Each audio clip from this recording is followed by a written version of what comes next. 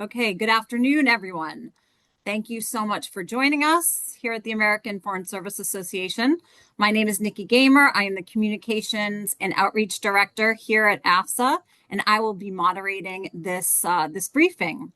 When we are launching AFSA's new report, At the Breaking Point, the State of the Foreign Service in 2025. Drawing on responses from more than 2,100 active duty Foreign Service members surveyed in August and September, this report provides a data-informed snapshot of how diplomats are navigating their work, their capacity to impact the mission, and the broader impact on the institution. The survey was conducted against a backdrop of unprecedented disruptions to the Foreign Service this year, including agency closures, layoffs, and policy changes that have fundamentally altered the working environment. And it is also very important to note that this survey was conducted before the longest government shutdown in U.S. history disrupted the entire federal workforce, including the Foreign Service, in October and November of this year. Today's program will include a series of brief remarks followed by a Q&A. If at any time you have a question, you're listening to our speakers and you have a question, do not hesitate to put it into the Q&A box that you should see. And we are going to try to get to as many questions as possible. So with that, I'm going to hand it right over to John Dinkelman, who is the president of the American Foreign Service Association.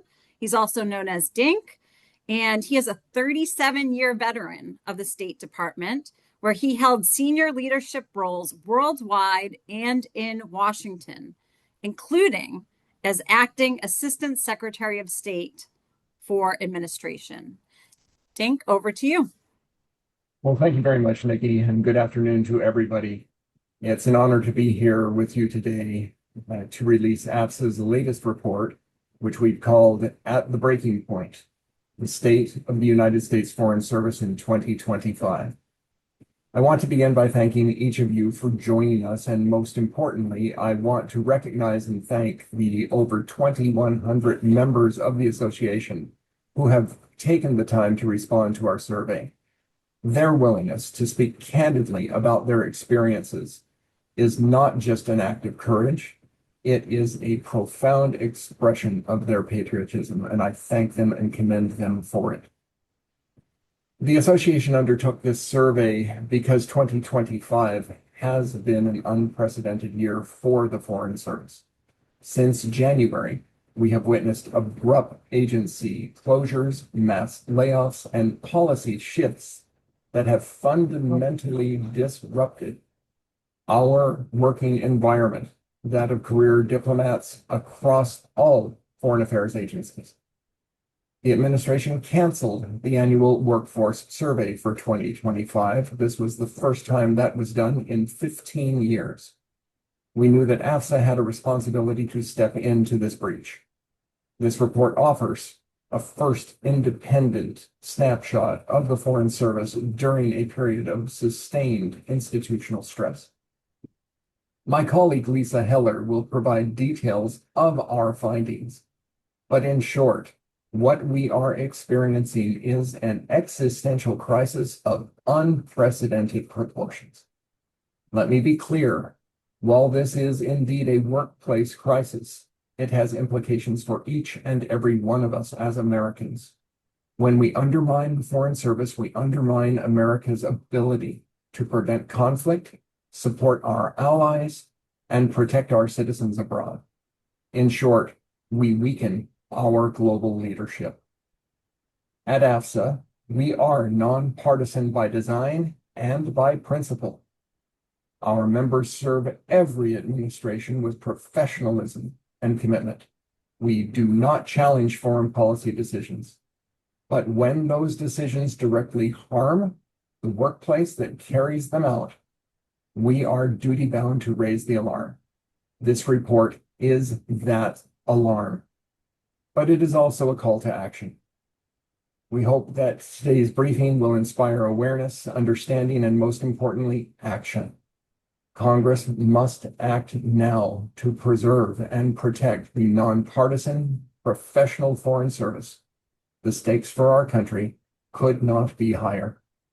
So thank you, everyone, for coming here today and for standing by the Foreign Service. Thank you.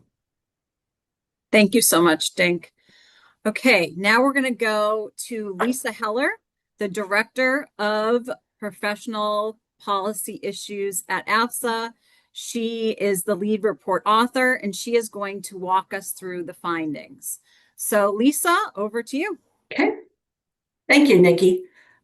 As my colleague Dink has pointed out, we conducted this survey to measure the impact of recent disruptions on the members of the Foreign Service, those who are entrusted with carrying out the foreign policy of the United States. We distributed the survey to 6,484 active duty members of the Foreign Service, and approximately 1/3, 2,100, responded. The survey respondents were all active members of AFSA. Prior to this year, we estimated that 80% of the roughly 17,000 members of the service are members of AFSA, and they represent a range of political opinions and viewpoints. Since January, of course, the members of the service have been reduced by several thousand, so we have to take that into account. The survey was sent to all active duty members at the Departments of State, Commerce, and Agriculture. Now, many people will ask, why were USAID and USAGM not included? The harm inflicted on career staff at those two agencies cannot be overlooked. But because we wanted to understand the impact on those actively carrying out U.S. foreign policy now and in the immediate future, our survey was limited to active duty members. Some excellent work has been done on the impact of the closure of AID on vulnerable populations around the world, and the capacity of the country to respond to public health challenges and natural disasters. And we did not try to duplicate that work. Similarly, the loss of international broadcasting ability has also been very well covered in other formats. Now, for our own survey, we had 41 questions, and the results were grouped in several categories. All of this data will be available on our website at the conclusion of the program. But our basic categories that we looked at were first the demographic information about the survey respondents themselves and their jobs. Then we asked, how are the changes impacting the ability of the Foreign Service to do their jobs? Next, what do budget cuts and other measures mean for the work of the Foreign Service? And then we asked various questions about how has the ability to impact foreign policy priorities been impacted, and what has been the personal impact on our membership. Finally, we looked at why people were choosing to leave the service, and what does this mean for the future of the service. I will summarize for you now some of our major findings, but you can get further details, as I said, on our website. We have learned that those entrusted with carrying out America's foreign policy are operating under considerable strain, a dynamic that threatens their ability to deliver for the U.S. 86% of our respondents reported a negative impact on their ability to advance America's key diplomatic priorities, priorities including America's strategic interests, its economic goals, and not surprisingly, the ability to engage in international development and crisis preparedness. Members reported a range of challenges in their work. The 78% tell us of reduced resources, 64% talk of delays in key projects, and 61% talk about an increased workload, mainly as a result of the loss of many of their colleagues. Now, the impact on morale is very clear. 98%, that's really an extraordinary number, cite reduced morale in their workplaces. Considering that in many years of the Federal Employee Viewpoint Survey, when that was in effect, the State Department Satisfaction Index was around 60%. So this is a significant change. As a union professional association, we are naturally concerned with the human cost of these actions. While 81% of the members reported that they joined the service planning on careers of 20 years or more, at least 1/3 of those who answered the survey reported that they have changed their career plans just since this past January. At least 22% plan to leave in the service in the next year or two. And of course, that doesn't include the thousands who are not in our survey, such as USAID, because they've already left. So the real number who have left in the short term is much higher. We believe it could be as high as 1 in 4 members of the service. Why are they changing their minds? Of course, many have been given no choice. RIFs and forced retirements are ubiquitous. But 65% cite the politicization of the workplace, and 41% cite the fear of being targeted politically for their work. This year has seen too many instances of career federal employees being roasted in public media for carrying out the lawful work they have been assigned. Among our survey recipients, 80% said they chose to become diplomats because of their commitment to public service. In fact, when asked what their key motivation was for joining the Foreign Service, over 300 persons wrote in the essay portion of the survey that service was the key factor. Our respondents are strongly against changing the basic characteristics of the service. 98% cite the importance of maintaining nonpartisanship, and 83% cite the opportunity to have a normal career path that leads to senior leadership. And here's some of the good news. Our members still believe in this Foreign Service. One of our last questions asked, if you had to do it all again, would you still join the Foreign Service?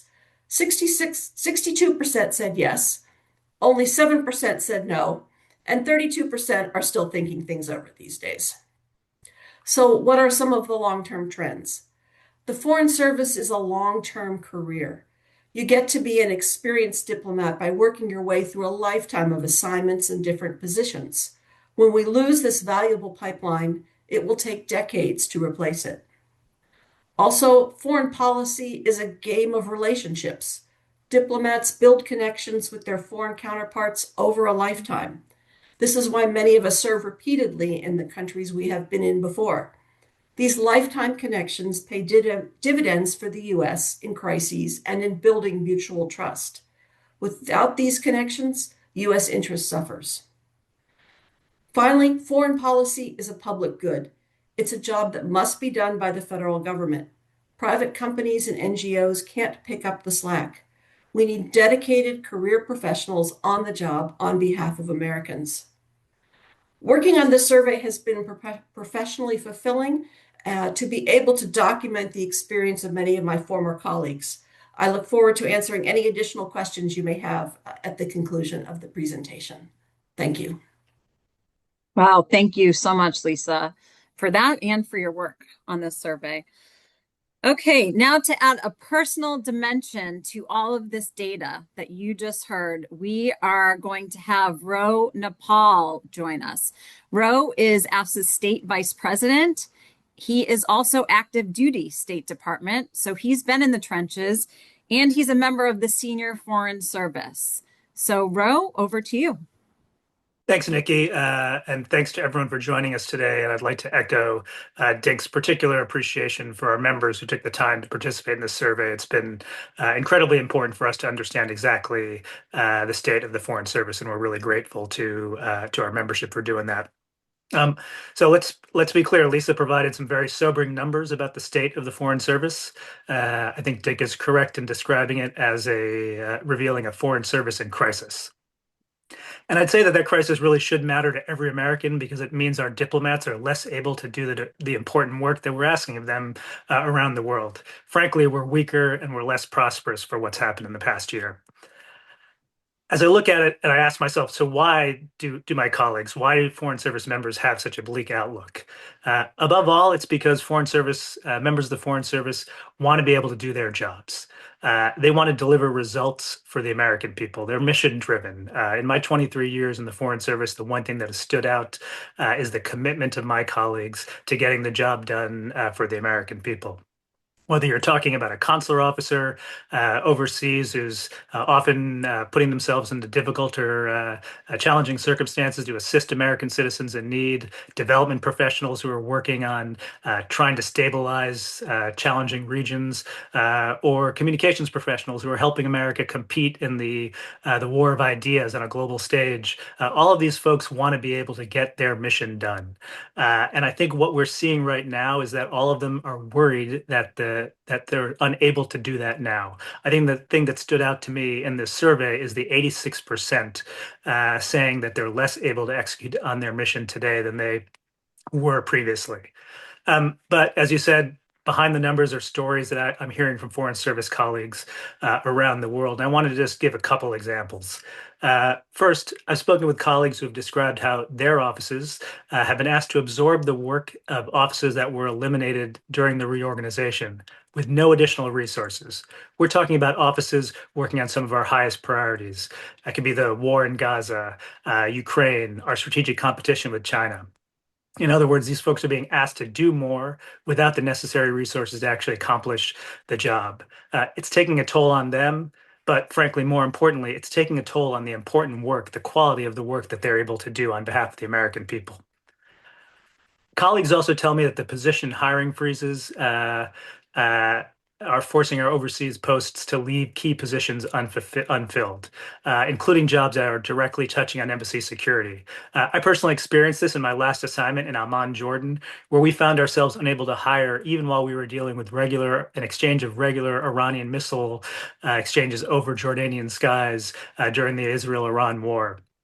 This hiring bar included some of the very people that we were relying on to keep the embassy community safe during an incredibly dangerous time.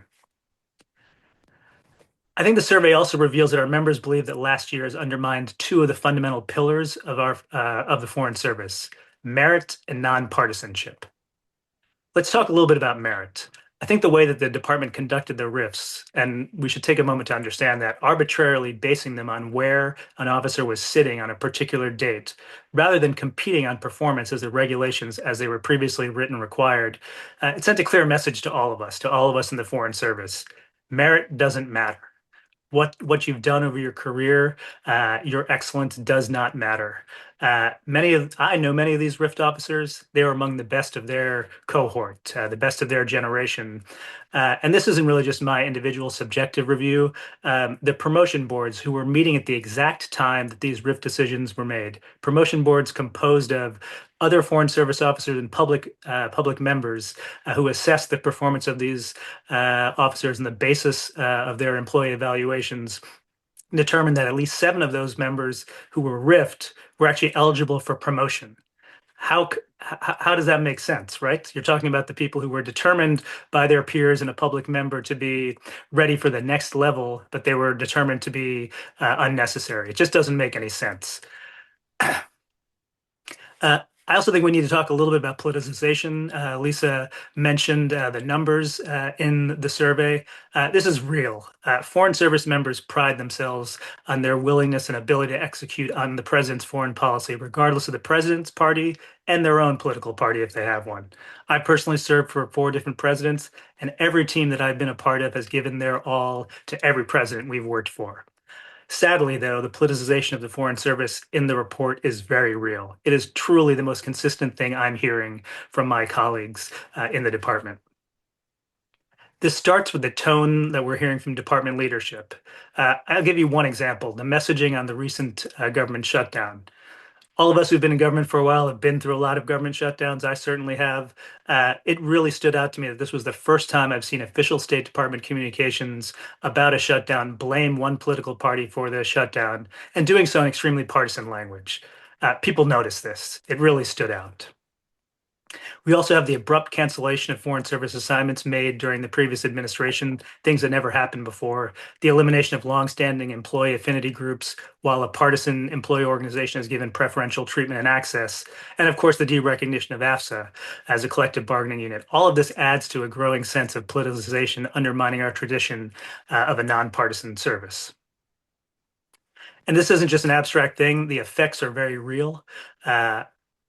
Extraordinarily talented Foreign Service officers have told me that they worry that their gender, membership in a historically underrepresented group, or political affiliation will stop them from getting future assignments. That's really sad, but I'm not surprised given the overall environment we're hearing right now. Other officers are reading the political tea leaves and choosing to avoid certain types of jobs. A junior public diplomacy officer told me that they weren't going to bid on jobs in public diplomacy and only bid on other career tracks because they said, clearly, we don't care about PD anymore. Another officer with years of experience on refugee and human rights issues said that there's no place for people like her in the department right now. Let's be clear, American diplomacy is weaker because of this politicization. Talented diplomats aren't being selected for jobs or are not stepping forward because they believe they can't get a fair shake in this environment. That's bad for the Foreign Service, and it's bad for America. So the damage that was described in the report is real and it's deep, but as Dink said, it isn't the end. This is the beginning. As you'll see, the report urges Congress to exercise its authorities to preserve our diplomatic capabilities now and for future administrations. Specifically, as you'll see in the report, we urge Congress to protect the merit-based nonpartisan career service, reassert congressional oversight over foreign policy and the Foreign Service, and work to strengthen the Foreign Service as an institution.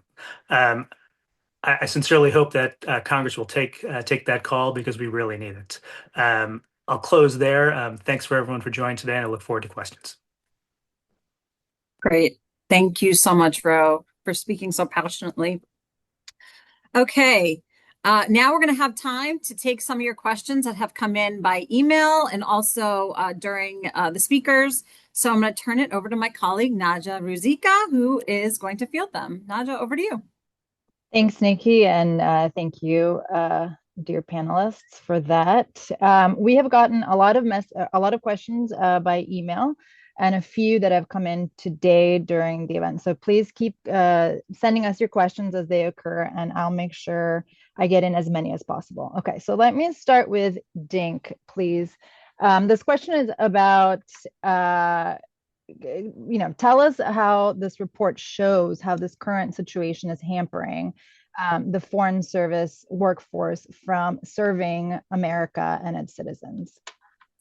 Well, thanks for that question. I think the simple answer is when a workforce is demonized and discouraged because of the very intentions that they reputedly have to do their work, you can't help but see a decrease in the caliber, if not the quantity of work being produced.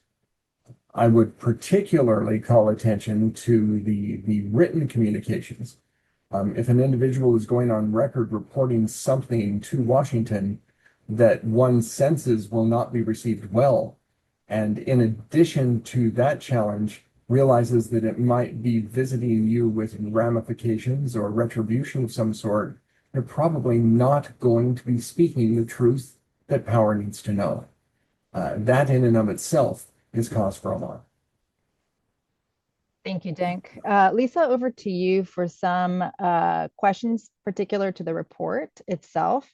The question is as follows. Can you share some data or maybe perceptions about those who didn't respond to the survey, or any insights in maybe those who didn't respond to the survey? Could it be perceived that those who responded are the most kind of aggrieved or dissatisfied, and that those who did not respond are happy or fine?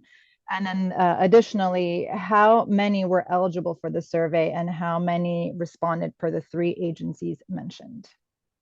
Okay, I'll try to cover all of those. Maybe I could take the last question first because I have the numbers in front of me.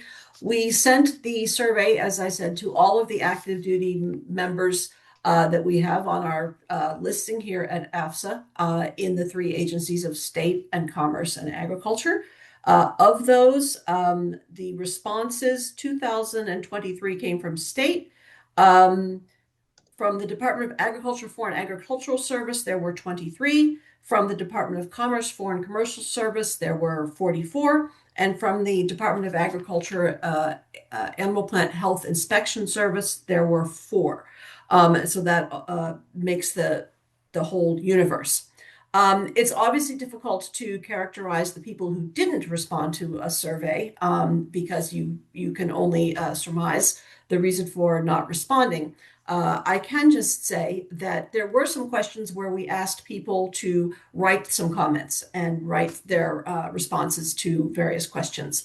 And by reading those comments, there was a range of responses. There were some people who felt very strongly in support of what we've been doing. There were people who had very strong opinions about things that AFSA should or shouldn't be doing, and who had different opinions about what has been happening this past year. There was not a unanimity of opinion that we saw in the comments. So that suggests to me that the people who responded to the survey actually are coming in with a range of experiences as well. So admitting that a survey is always an imperfect instrument, you do the best you can to get the widest view. More than 2,000 people is a pretty strong response rate.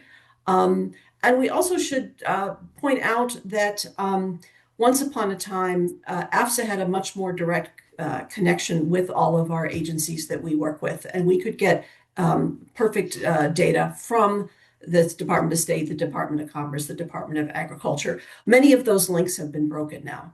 And that has really hurt our members as we try to work on their behalf. And I think it has actually hurt our ability to do the best job we can in American foreign policy.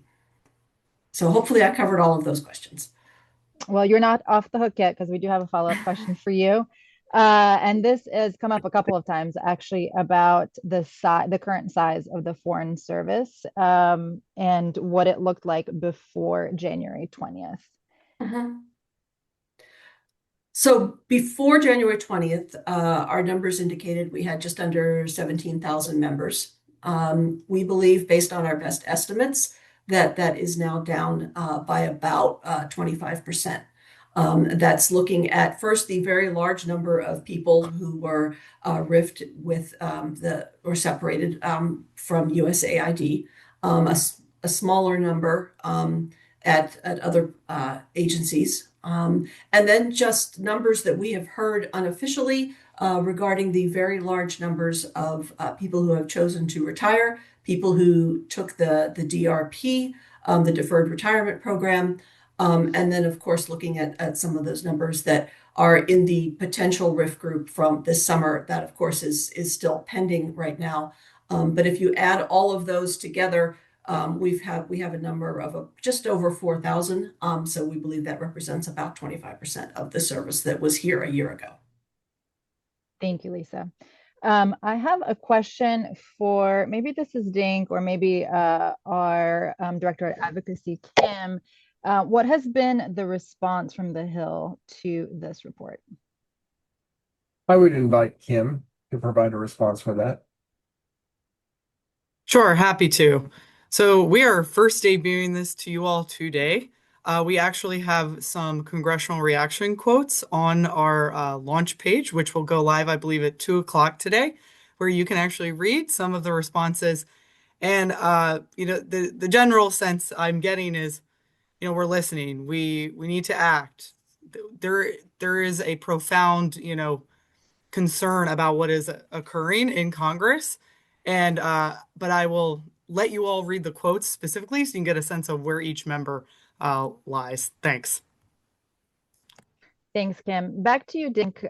Similar question, but what's the response been, if you have shared this report, what's the response been from the department and the other foreign affairs agencies? I have shared the report with leadership in the Department of State and have not yet had the opportunity to discuss it. I've not received a response. I look forward to being able to discuss this and many other things with them at the earliest convenience. Thank you. I'll stay with you quickly because this is a question we've gotten in several different forms, but it's really the question of the future of the Foreign Service. So I guess the theme would be, how do we recover from this? And how long is it going to take, in your opinion? The damage being done will take years, if not decades, to repair.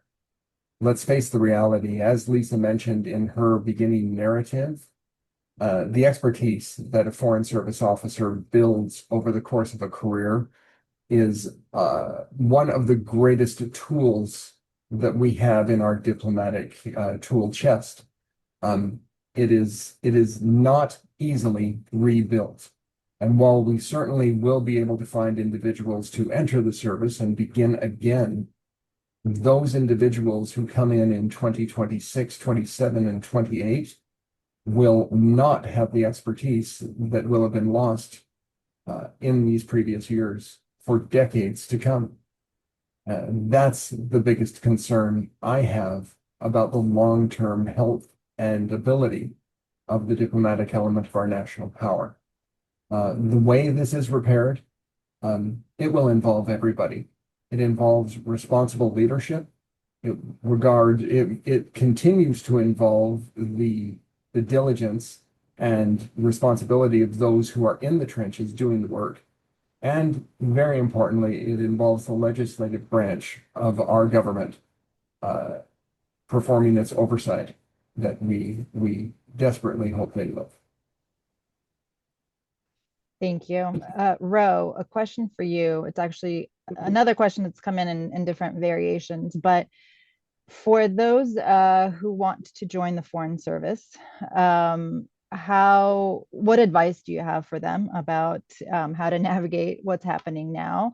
And then relatedly, is the Foreign Service still as attractive an option for folks as it used to be? And how do we, if it's not, how do we make it more attractive? So let me start with that last question. I think the reality is that particularly the reductions in force that took place this year and the manner in which they happened have, in a sense, changed the compact that existed with between employees of the department and the department. The expectation that you would be treated fairly and have the opportunity to compete. And I should mind you, compete in an up and out system through the progression of a normal career. That is now in question, at least based on what has happened in the past year. And I think that's going to take time, as Dink said, to repair insofar as we're going to need to build up confidence in folks in the future. But I'm one of those, I forget Lisa's number of how many people don't regret, but it's somewhere north of 60. I certainly would do it all over again if given the chance. This is an extraordinary career. The opportunity to serve your country in and of itself is important. But the Foreign Service provides some really unique aspects, particularly the opportunity to serve your country abroad and represent the United States in places far flung. So I certainly would encourage folks to continue considering the department, continue taking the Foreign Service exam, and coming in, because those skills that Dink talked about that take decades to build start somewhere, and we need folks to join. To begin to renew our ranks, and that's going to be incredibly important. So I certainly have no regrets, quite the contrary. Encourage anyone who's considering a career in foreign affairs to consider any of the foreign affairs agencies, but recognize that folks may have some reticence based on what's happened in the past year. Thank you. One more question about the survey. Let me just see. This is Lisa, over to you. Why were the September 2 RIFT USAID employees not surveyed? You had discussed that USAID was not part of this, part of the group that was surveyed, because there's been a lot of other work done on the impact of the dismantling of the agency. But the question asks why those who had the September 2 layoff date, why were they not part of this survey, and were they not considered to be active duty? We put this survey in the field in late August, early September, and we were working with the best data set we could find of those who are currently working.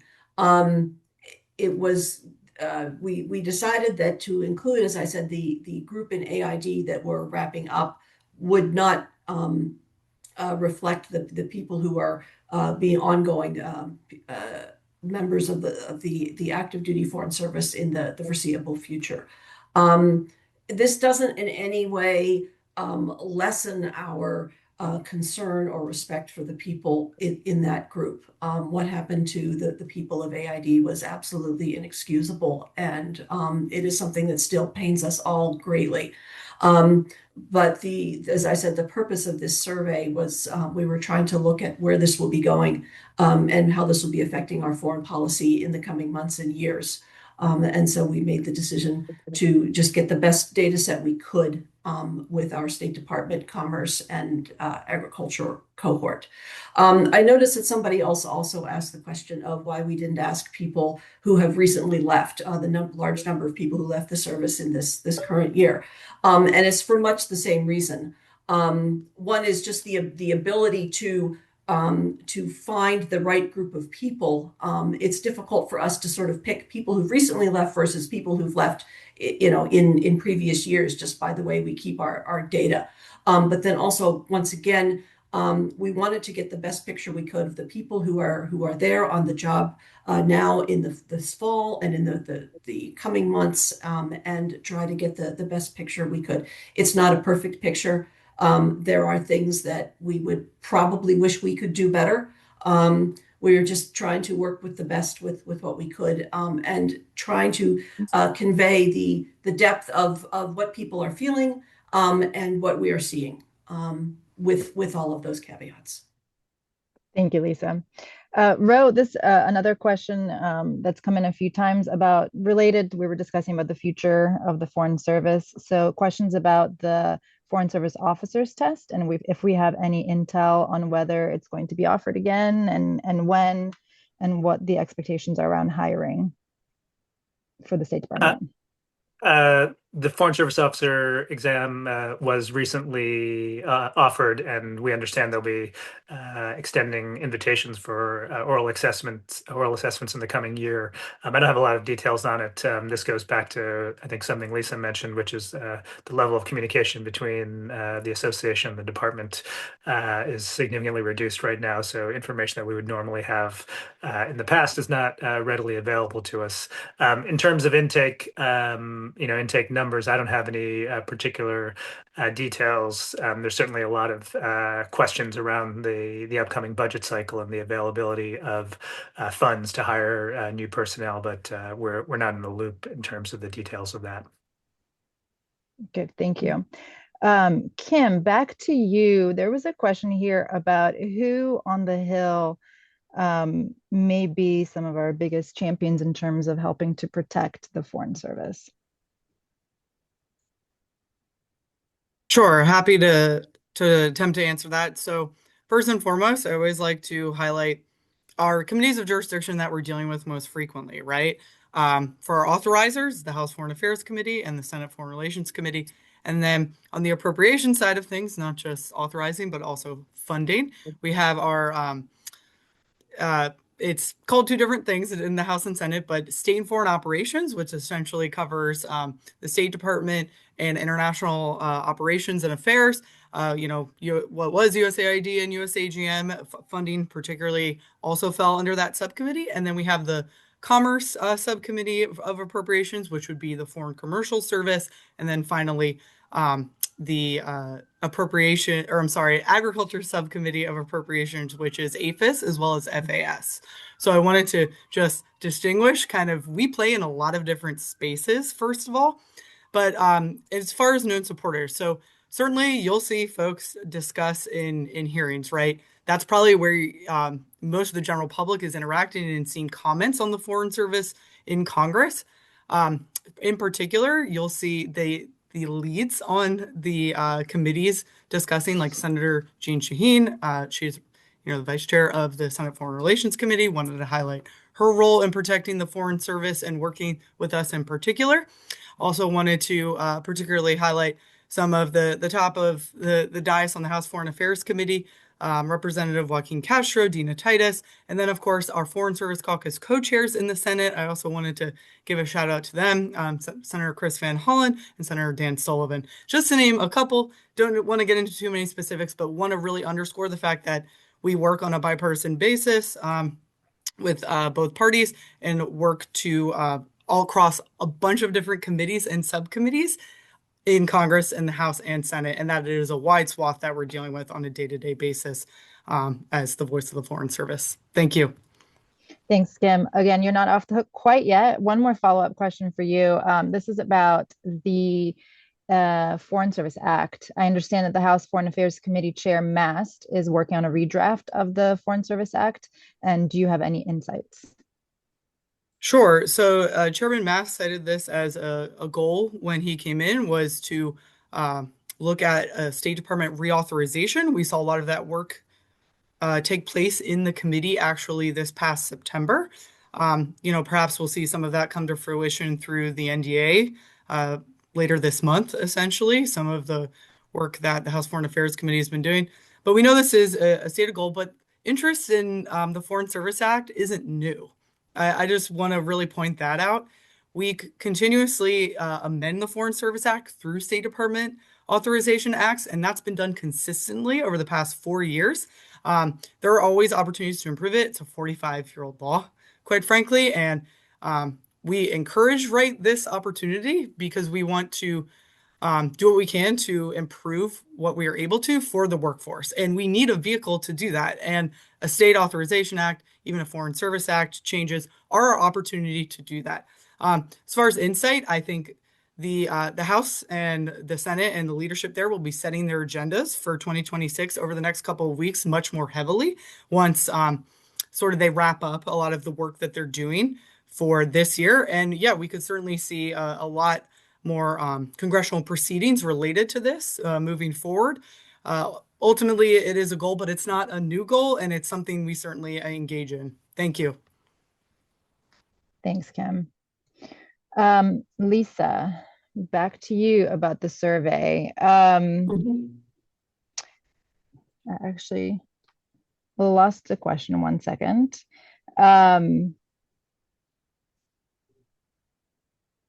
Actually, sorry. Let me go back to Dink there have been a lot of questions about AFSA. Obviously, this year has been also a difficult one for AFSA. And the question to Dink is sort of, are you at all worried about AFSA's future?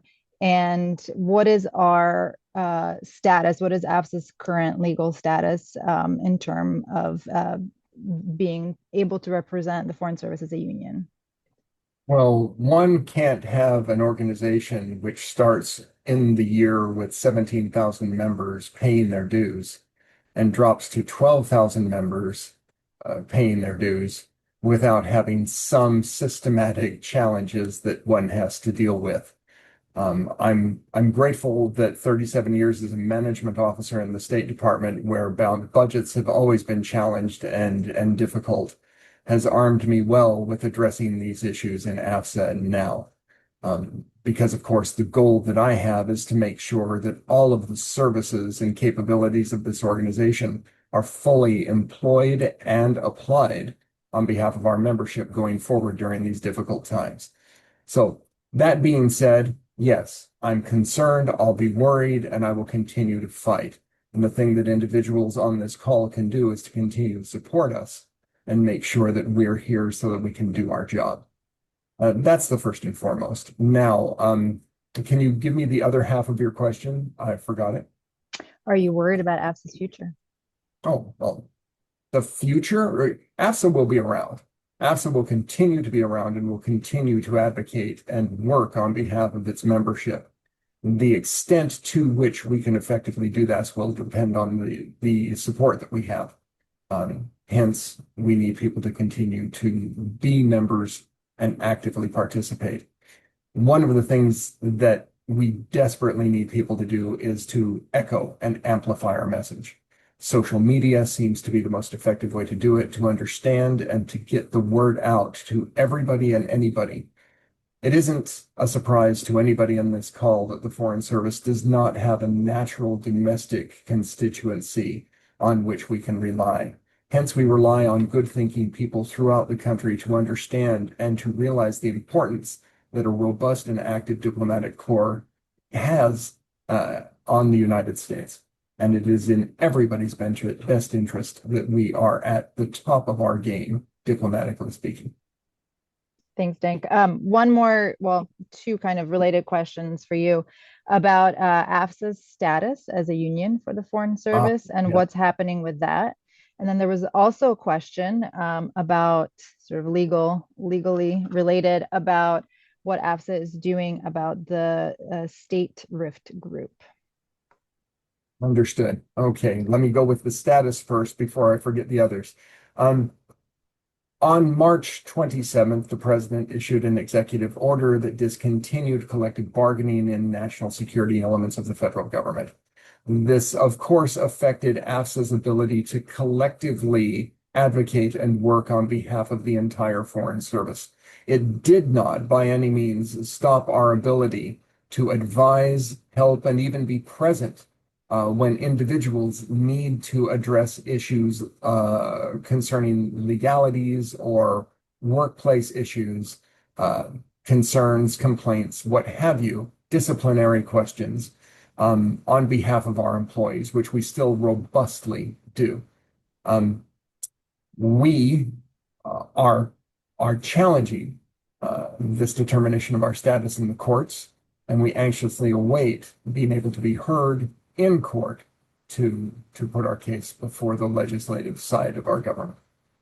That was one question, and the other one was, what are we doing on behalf of the group of Rift State employees who Well, as a member of the group of state RIFT employees, I can assure the other 245 individuals in that group that we are doing everything we can on their behalf. I think the greatest value that we're providing to them is continuing to funnel information to them as we get it, coordinate on their behalf, and I won't go into great depth, but providing support on the litigation side of the house, particularly in the procurement of common legal goods, which everyone can use to the extent they feel helps their case as they litigate this horrible employment situation which we find ourselves in. Thanks, Dink.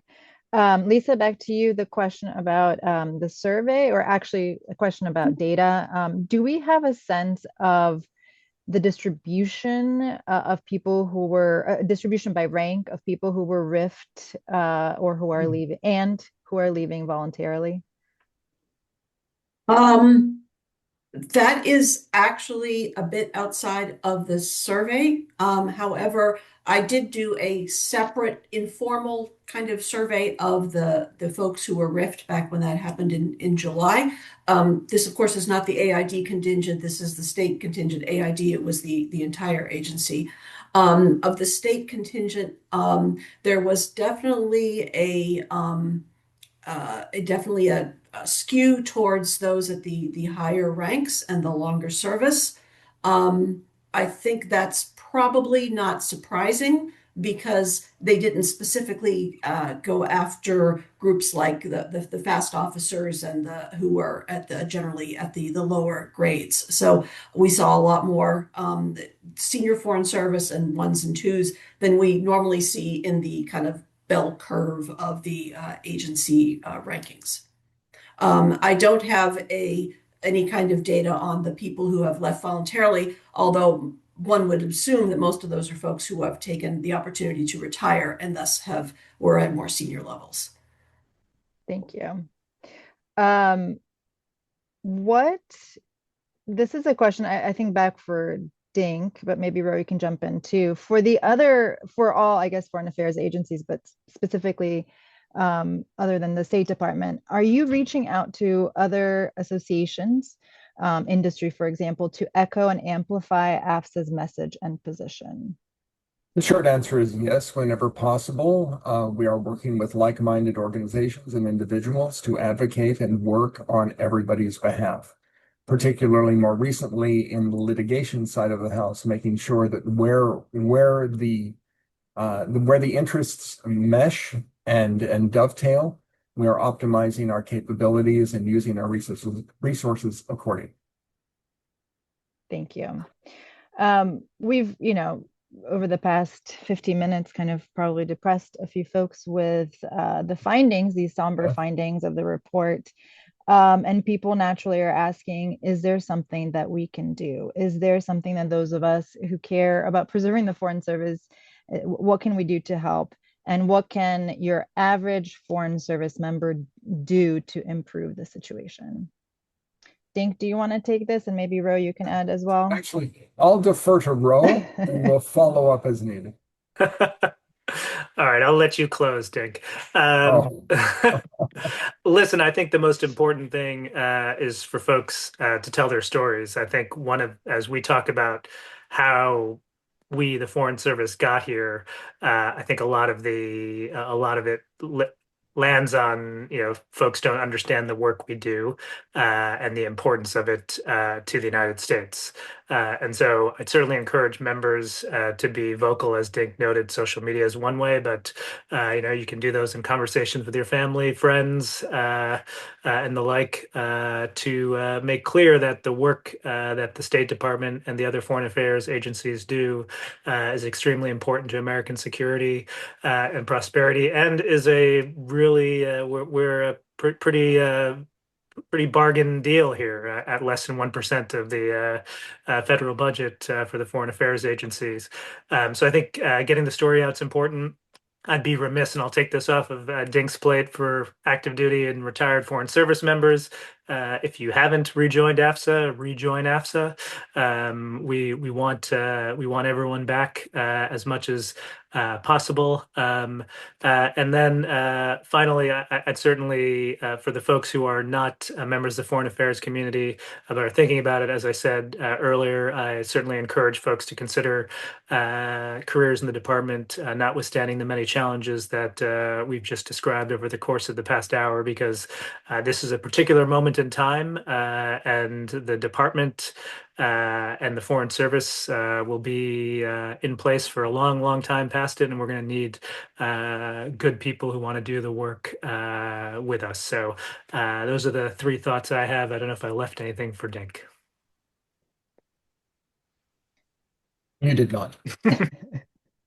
Well, I think we'll leave it on that note. I hope I was able to sort of consolidate as many of the questions. A lot of questions did come in. I hope we were able to answer most of your questions. You can always contact us after if there are any additional questions you have. Right now, I will turn it back to Nikki to help to close us out. Excellent. Thank you so much, Naja. And actually, now I'm going to hand it, it's like hot potato, hand it back to Dink to give some final remarks before we let you know where you can go to find the survey. Well, thank you very much again, Nikki, and thank you to everybody on the panel, and frankly to you for investing an hour of your time in learning a little bit more about this dire situation. I think thanks are also in order for all of the AFSA members who took the time to contribute to this report. Their voices are driving this conversation forward. I should stress that this report is not an end. It is simply a beginning. It is a tool for informing Congress, the public, and future policy decisions for our country. If you are a policymaker, we urge you to read this report closely and take the necessary action. If you are a citizen, share this information with everybody. If you are a member of the Foreign Service, either current or former, know that your voice still matters and that AFSA is here to amplify it. That we will do, I assure you. The health of America's Foreign Service is the health of America's reputation on the world stage. We must protect it before the damage becomes irreversible. Again, a heartfelt thanks to all of the members of AFSA who continue to maintain their membership and support our operations, especially now through this turbulent period and this difficult year that we've had. We could not do this without you. Thank you very much. Okay, thank you. And thank you to all of our panelists, Lisa, Ro, Naja, Dink, excellent job. That brings us to the end, okay? Thank you for spending your hour with us. Now you can go actually at 2 p.m. Eastern Standard. You'll be able to go to our website and download the report, download the full data set, download our congressional one-pager. I saw there was a question on how you can reach Congress. Send this one-pager to your Congress people. A recording of this event will be put on our YouTube, so look out for that, our YouTube channel. And as Dink and Roa said, follow us on social media. We have a newsletter. You can sign up for our newsletter. It's actually pretty well written, if I do say so myself. My colleague writes it. And yeah, that's it. We so much appreciate you, and we wish you a great afternoon. Thank you, everyone.